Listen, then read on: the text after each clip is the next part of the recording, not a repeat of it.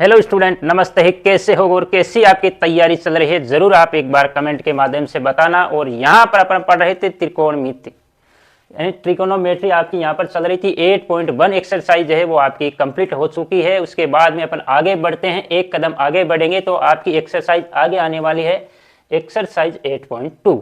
उससे पहले आपको भाई चैप्टर पढ़ने से पहले या एक्सरसाइज पढ़ने से पहले अपन उसमें किस आधार पर क्वेश्चनों को सोल्व करेंगे, किस आधार पर उसके आंसर को निकालेंगे, उससे पहले उसका जो थ्योरी दे रखी है, कोई फॉर्मूला दे रखा है या कोई वैल्यू दे रखी है, उसको समझना आवश्यक है। और उसी चीज को अपन यहाँ पर समझने वाले हैं। और आप कैसे हो, मस्त है तो बहुत ही अच्छी बात है। और उससे पहले आप सभी का SBS ऑनलाइन स्कूल 2.0 में स्वागत है। तो यहाँ स्टार्ट कर रहे हैं अपन एक्सरसाइज 8.2। से पहले विशेष कोणों के त्रिकोणमितीय अनुपात आपको दे रखे हैं, उसकी वैल्यू को किस प्रकार याद रखेंगे या उसकी वैल्यू को किस प्रकार अपन निकालेंगे और हमेशा के लिए एक बार याद हो जाए, तो उसके लिए आपको वीडियो को ध्यान से देखना पड़ेगा। उसके अलावा कोई चारा आपके पास है नहीं। अगर याद है तो अच्छी बात है, नहीं है तो वीडियो को जरूर एक बार ध्यान से देखना। अगर याद देखने के बाद याद हो जाए तो और भी अच्छी बात है, नहीं भी होती है तो बनाने का तरीका आपको आता है तो आप जरूर एग्जाम में लास्ट जो रफ कार्य होता है उसमें ये टेबल बना ले, क्योंकि आपको 3 या 4 नंबर का क्वेश्चन यहाँ से आने वाला है। इसीलिए 3-4 नहीं तो 2 या 3 नंबर का तो 100% आपको मिलने वाला इस चैप्टर से। तो इसीलिए आप अगर याद हो जाती है तो बहुत अच्छी बात है, नहीं तो आप बनाने का जो तरीका है वो सीख लीजिए। तो सबसे पहले आपका एक 0 डिग्री का एंगल है। विशेष कोणों की बात कर रहा हूँ, यानी कुछ ही एंगल का आपकी वैल्यू यानी उसका रेशियो निकालना है। 0 डिग्री, 30 डिग्री, 45 डिग्री और 60 डिग्री और आपका 90 डिग्री। और ये आपका थीटा हो गया। और उसके बाद में ये तो थीटा एंगल हो गया, यानी कोण आपका हो गया।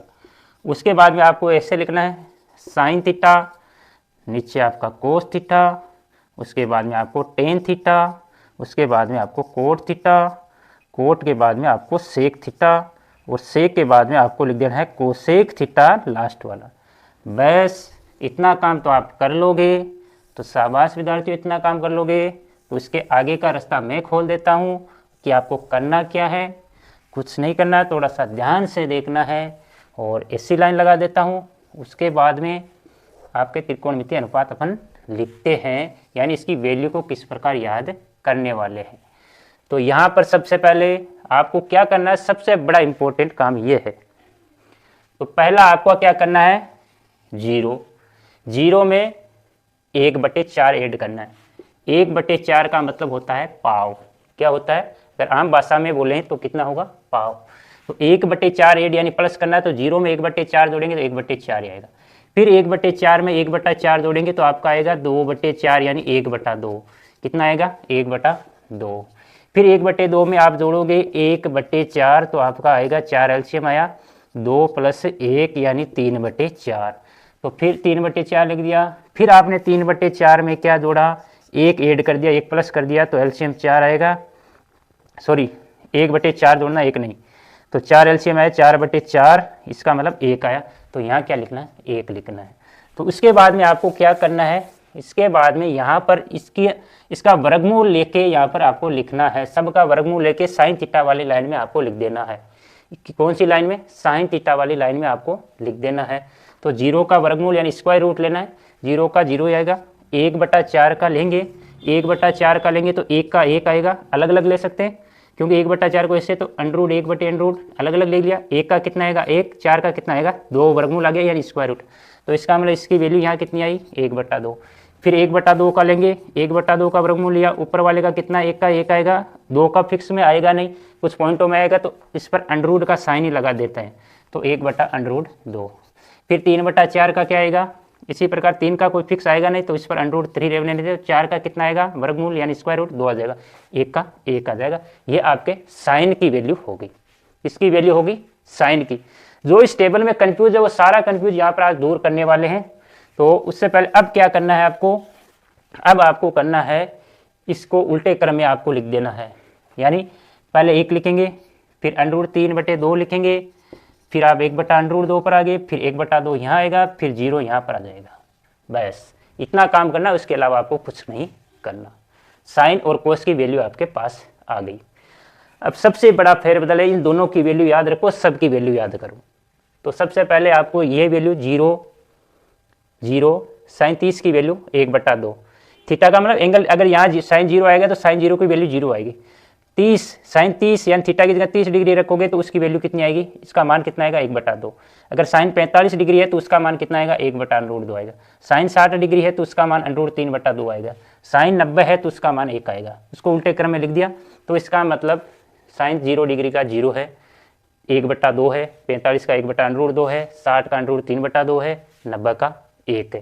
ठीक है, और इसमें देखिए दोनों में कंफ्यूज होता है, तो कंफ्यूज को दूर करने के लिए सबसे पहले मैं कहता हूँ कि ये 1/2 दोनों की सेम है, 1/√2 1/√2 दोनों की सेम है। ठीक है, अब ये वैल्यू यहाँ आ रही है, ये वैल्यू यहाँ आ रही है, यानी साइन 30 की वैल्यू कोस 60 डिग्री के बराबर होगी। साइन 30 वाली वैल्यू कोस 60 के बराबर होगी, और साइन 60 की वैल्यू √3/2 कोस 30 डिग्री की वैल्यू के बराबर होगी, यानी कोस 60 और कोस 30 की वैल्यू समान होगी। साइन 60 और कोस 30 की वैल्यू, साइन 30 और कोस 60 की वैल्यू क्या होगी, सेम होगी। तो इसका मतलब ये तो आपके सेम आ गई, इसका मतलब ये वैल्यू यहाँ क्रॉस मल्टीप्लाई ऐसे कर सकते हैं अपन, ऐसे याद करें, 1/2 यहाँ आएगा, 1/2 यहाँ आएगा, √3/2 यहाँ, √3/2 यहाँ आएगा। तो ये हो गया। इसके बाद में आपको कंपैरिजन करते हुए याद रखना कि साइन 30 की वैल्यू आपके पास 1/2 है, वो कोस 60 की वैल्यू के बराबर, यानी कोस 60 की वैल्यू भी आपकी 1/2 होगी। और अब आपके पास कि साइन 60 की वैल्यू √3/2 है, यानी √3/2 है, तो कोस 30 की वैल्यू, कोस 30 की वैल्यू भी आपके √3/2 होगी। इस प्रकार कंपैरिजन कर लेना, साइन 0 की 0 होगी, 90 की हमेशा 1 होगी, और कोस 0 में 1 होगी और 90 में 0 होगी। इस प्रकार याद करना है। कंपैरिजन करते हुए ऐसा याद हो जाता है, बढ़िया बात है, लेकिन टेबल बनाने का जो तरीका है वो अपन सीख भी रहे हैं। तो tan theta is equal to आपका पहले अपन 8 पॉइंट एक्सरसाइज 1 में पढ़ा था कि साइन थीटा बटे कोस थीटा होता है, ये फॉर्मूला अपन लिख लिया था। तो इसी फॉर्मूले का यूज यहाँ पर करने वाले, यानी साइन थीटा की वैल्यू में अपन कोस थीटा का भाग देंगे तो वो किसकी वैल्यू आएगी, आपके टेन थीटा की वैल्यू आएगी। किसकी आएगी, टेन थीटा की, यानी साइन वाली वैल्यू में अपन कोस वाली वैल्यू का भाग देना। कुल मिला के कहने का मतलब है ऊपर वाली वैल्यू में नीचे वाली वैल्यू का भाग देना। 1 का भाग 0 में देंगे तो हमेशा क्या आएगा, 0 आएगा, क्योंकि किसी भी संख्या का भाग 0 में देंगे तो 0 आएगा। 1/2 और √3/2, यानी आपने किस में भाग दिया, 1/2 में √3/2 का भाग दिया। तो आपके पास इसको ऐसे भी तो लिख सकता हूँ, 1/2 भाग √3/2। तो इसका मतलब 1/2 जैसे भिन्नों का भाग करते हैं ना, इसको भाग के चिन्ह को गुणा में बदलते हैं तो ऊपर वाला आगे वाला नंबर उल्टा करके लिखते हैं। तो यहाँ पर ये 2 से 2 कटेगा, 1/√3 आएगा। क्या आएगा, 1/√3 आपका आंसर यहाँ आएगा, यानी टेन 30 की वैल्यू आपके पास 1/√3 आएगी। या इसको सीधे यहाँ से कर सकते हैं, ये नंबर ऊपर जाके मल्टीप्लाई होगा और इसके डिवाइड वाला नंबर इसके मल्टीप्लाई होगा।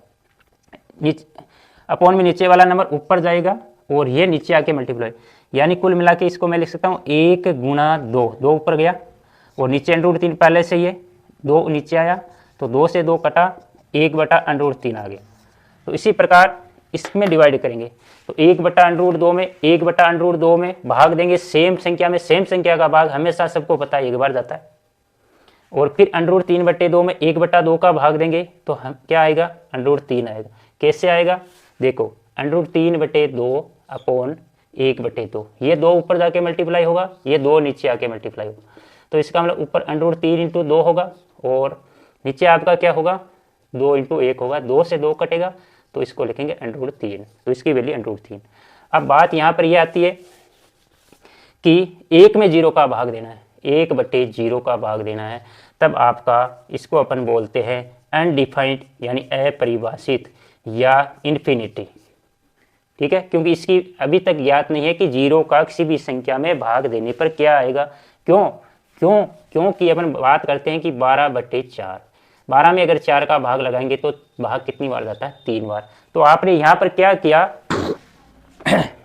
कि 4 को कितनी बार जोड़ा जाए कि 12 आ जाए, तो आपने 3 बार जोड़ा तो 12 आ गया। तो इसका मतलब आपका कितनी बार डिवाइड हुआ, कितनी बार भाग यहाँ पर गया, 3 बार, यानी 3 टाइम्स आपका डिवाइड हो गया।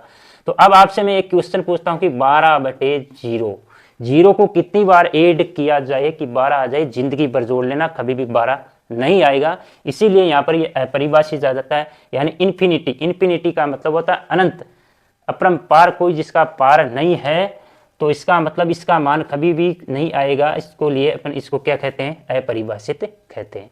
वही वैल्यू आपको क्या करनी है, उसको उठा के ऐसे कर देना, या आपको क्या करना है, टेन की वैल्यू याद है तो टेन और कोट आपस में एक दूसरे के विपरीत होते हैं, तो उसको उल्टा करके यहाँ पर लिख देंगे अपरिभाषित, अनडिफाइंड, और √3 और 1/√3 और 0। फिर आपने पढ़ा होगा कि सेक थीटा की वैल्यू आपको लिखनी है। सेक थीटा की वैल्यू क्या करनी है, लिखनी है। तो sec theta is equal to आपका होता है 1/cos थीटा, यानी सेक और कोस एक दूसरे के क्या होते हैं, उल्टे होते हैं। इसका मतलब जितनी भी कोस वाली वैल्यू है उसको उल्टा करके आपको लिखना है। तो कोस वाली वैल्यू यहाँ पर क्या है, एक का उल्टा एक ही होगा, इसको उल्टा करेंगे 2/√3 होगा, और इसको उल्टा करेंगे तो √2/1 होगा। एक को अपन बटे में लिखेंगे नहीं, 1/2 का 2 होगा, और 0 का उल्टा करेंगे तो 1/0 आएगा। और बट्टे में 0 आते ही आपका हमेशा क्या हो जाता है, अपरिभाषित हो जाता है। क्या हो जाता है, अपरिभाषित हो जाता है। इसी प्रकार इस वैल्यू को उल्टे क्रम में लिखेंगे तो कोसेक की आ जाएगी, लेकिन ऐसा करना नहीं है, क्योंकि आपको समझना है। क्या करना है, समझना है। तो cosec theta is equal to 1/sin theta होता है, यानी कोसेक और साइन हमेशा एक दूसरे के उल्टे होते हैं। इसीलिए आपको क्या करना है, साइन वाली वैल्यू आपको याद है, फर्स्ट में सबको याद है, तो साइन वाली जितनी भी वैल्यू है उसको आपको क्या करना है, उल्टा करना है। तो 0 का उल्टा करेंगे तो रेसिप्रोकल यानी कर देंगे तो कितना आएगा, 1/0। 0 बटे में आती है आपका अनडिफाइंड, अपरिभाषित, अनंत, कुछ भी बोलो वो हो जाएगा। उसके बाद में 30 का 1/2 को करेंगे तो 2 हो जाएगा, 1/√2 को करेंगे तो √2 हो जाएगा, √3/2 को करेंगे तो 2/√3 हो जाएगा, और 1 का उल्टा 1 होगा। इस प्रकार आप टेबल कुल मिला के आपको 2 की वैल्यू याद है तो आपका काम चल जाएगा, और धीरे धीरे प्रैक्टिस करोगे तो सब सारी वैल्यू आपको याद हो जाएगी। और इसकी वैल्यू निकालने के लिए 0, फिर 0 में 1/4 ऐड किया तो 1/4 आया, फिर 1/4 में 1/4 ऐड किया 1/2 आया, 1/2 में फिर 1/4 ऐड किया 3/4 आया, फिर 3/4 में 1/4 ऐड किया तो 1 आया। फिर इसका स्क्वायर रूट यानी वर्गमूल निकाल के आप इन संख्याओं का यहाँ लिख दिया, और स्क्वायर रूट निकालने पर, वर्गमूल निकालने पर जो वैल्यू आई वो साइन की वैल्यू आ गई, और साइन की इधर से उल्टी करके रख देंगे तो ये आ गई। तो अब आप याद कैसे करोगे, साइन और कोस वाले पर चर्चा करके कंपैरिजन करते हुए आपको याद करना है। 0, साइन 0 की वैल्यू 0, 90 की 1, तो कोस 0 की वैल्यू 1 होगी, कोस 90 की वैल्यू 1 होगी।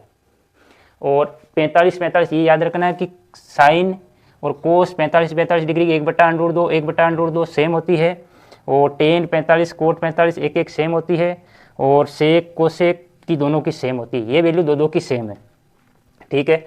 उसके बाद 3 तक यहाँ तक याद कर लो, उसका वैल्यू को आपको याद उल्टा करना है। अब आपको टेन 90 की वैल्यू अनडिफाइंड है, अपरिभाषित है, और टेन 0 की वैल्यू 0 है, टेन 45 की 1 है, कोई दिक्कत नहीं, याद हो जाएगा। कन्फ्यूज यहाँ रहने वाला आपका, एक तो यहाँ और एक यहाँ पर। तो इस कन्फ्यूज को दूर करने के लिए आपको क्या करेंगे, 1/√3, यहाँ बताता हूँ मैं, 1/√3, और एक आपके पास √3।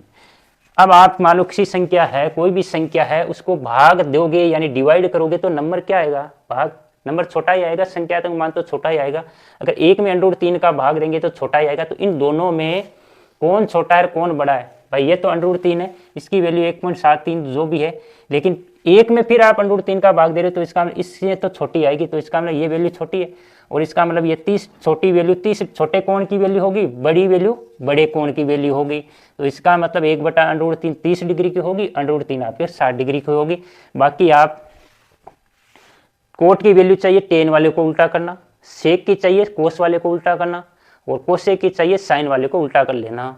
और आपको याद 2 हो जाए तो भी कोई दिक्कत नहीं है, क्योंकि साइन वाले में कोस वाले का भाग देना, टेन की वैल्यू आ जाएगी, और बाकी तीनों का उल्टा करना, ये 3 वैल्यू आपकी आ जाएगी। इस प्रकार आपकी ये टेबल थी, तो एक बार देख लो, या स्क्रीनशॉट जो भी लेना है। उसके बाद में अपन एक एग्जाम्पल से समझते हैं, बाकी अपन एग्जाम्पल है वो कल देखेंगे। जैसे मैं एग्जाम्पल के तौर पर यहाँ ले लेता हूँ कि आपको वैल्यू निकालनी है कि साइन 30 डिग्री और कोस 60 डिग्री, और आपके होगी प्लस साइन 60 डिग्री 60 डिग्री, और कोस आपका 30 डिग्री। तो आपको सीधी से क्या करना है, इस टेबल से वैल्यू पुट करनी है और उसको सोल्व करना, और ज़्यादा आपको कुछ करना नहीं।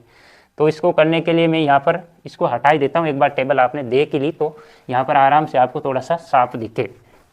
तो इस क्वेश्चन को सोल्व करने के लिए क्या करेंगे, यहाँ लिखता हूँ मैं साइन 30 कोस 60 plus sign 60 plus into cos 30 degree. तो सबसे पहले आपको वैल्यू पुट करनी है, यानी साइन 30 की वैल्यू कितनी होती है 1/2 होती है, टेबल से देखेंगे। कोस 60 की वैल्यू कितनी होती है, तो कोस 60 की वैल्यू याद करो, कंपैरिजन करते हुए कोस 60 साइन 30 की वैल्यू सेम होती है, क्रॉस चलता है क्रॉस टेबल में, तो यहाँ कितनी आएगी 1/2 प्लस साइन 60 की वैल्यू, साइन 60 की √3/2, फिर कोस 30 की वैल्यू याद करो, क्रॉस ऐसे चलेगा √3, साइन 60 कोस 30 की वैल्यू सेम होती है, इसकी भी वैल्यू √3/2 आएगी। तो इसको आगे सोल्व करेंगे, तो यहाँ प्लस पहले मत कर देना, क्योंकि पहले बोर्ड मास के नियम के अनुसार मल्टीप्लाई होगा, तो 1 × 1 होगा, 2 × 2 4 होगा, √3 को √3 से गुणा करेंगे तो 3 आएगा, √ का साइन हट जाएगा, 2 × 2 करेंगे तो 4 आएगा, 4 एलसीएम आ गया, ऊपर नीचे हर आपका एलसीएम यहाँ हर समान है, तो ऊपर वाला सेम ही आएगा, तो 4/4 आंसर आपका 1 आएगा। इस प्रकार अपन कल एग्जाम्पल देखने वाले हैं। एक हो सकता है कि आपके सारे एग्जाम्पल एक ही वीडियो में अपन सोल्व कर देंगे, क्योंकि इतना ज़्यादा इसमें है नहीं, आपको वैल्यू पुट करनी है, उसको सोल्व करना है। तो उससे पहले कल तक आप सभी को ये टेबल याद हो जानी चाहिए, और फिर अपन देखेंगे कि क्वेश्चनों की कैसे धुआं यानी कैसे क्वेश्चनों को उड़ा देंगे। तो ये आज के लिए इतना ही। तो वीडियो को ज़रूर अपने दोस्तों के साथ शेयर कर देना प्यारे विद्यार्थियों, और एक प्यारा सा कमेंट और एक प्यारा सा लाइक कर देना। और आज के लिए इतना ही। जय हिंद, जय भारत।